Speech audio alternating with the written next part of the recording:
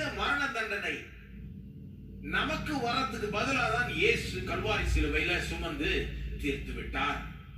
அவர் நம்முடைய தண்டனையை சுமந்து தீர்த்ததனால நாம் அந்த தண்டனைய சுமக்க தேவை கிடையாது. இதான் சிம்பிள் லாஜிக் பாருங்க.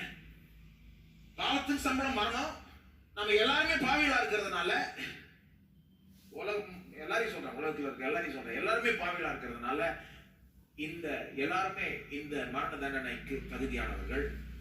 ஆனா இயேசு இந்த மரண தண்டனையை சிலுவையில எடுத்துக்கொண்டதுனால, சுமந்ததுனால நாம சுமக்க தேவையில்லை. இதன் மூலமா என்ன நடக்குது? அவருடைய நியாயமான சட்டம் சொல்றத தேவனே அங்க மதிக்கிறார். கல்வாரி சிலுவையில அவருடைய நீதி நியாயத்தை அசட்ட பண்ணி ஒன்னும் நம்மள அவர் பண்ணிக்கல.